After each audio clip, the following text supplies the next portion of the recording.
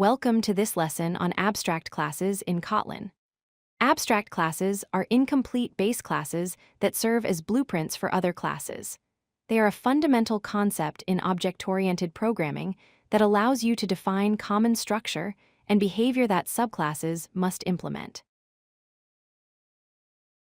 An abstract class is a class that cannot be instantiated directly and may contain incomplete members. Think of it as a template or blueprint that other classes can build upon. Abstract classes serve as a foundation for creating related classes that share common characteristics. They can have both complete methods with full implementation and incomplete methods that subclasses must provide. This gives you flexibility in designing your class hierarchy. To declare an abstract class in Kotlin, use the abstract keyword before the class keyword. Here's an example with a shape class. Inside the abstract class, you can define abstract functions using the abstract fun keywords. The calculate area function has no implementation, just a return type of double. You can also include regular concrete functions like describe, which has a complete implementation that prints a message. This combination of abstract and concrete members makes abstract classes powerful and flexible. Abstract classes have 4 key characteristics. First, abstract members are methods without implementation that must be overridden by subclasses. Second, concrete members are fully implemented methods that are available to all subclasses without requiring override.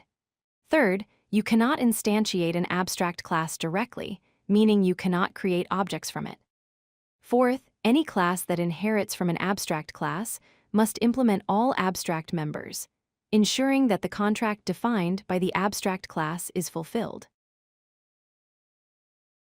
To use an abstract class, you create a subclass that inherits from it. Here's a circle class that extends shape. The circle class takes a radius parameter of type double. Notice the override keyword before the calculate area function. This indicates that we're providing the implementation for the abstract function defined in the parent class. The implementation returns 3.14 multiplied by radius, which calculates the area of a circle. Every abstract member must be overridden in the subclass. Abstract classes can also have abstract properties, not just functions. Here's a vehicle abstract class with 2 abstract properties. The wheels property is declared with val, making it read-only, and has a type of int.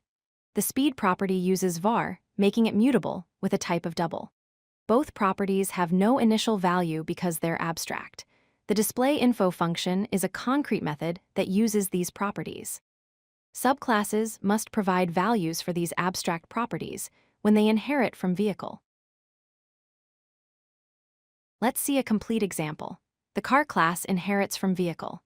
It overrides the wheels property with a value of 4 and the speed property with an initial value of 0.0. In the main function, we create a car instance. Notice that we're not creating a vehicle instance because vehicle is abstract.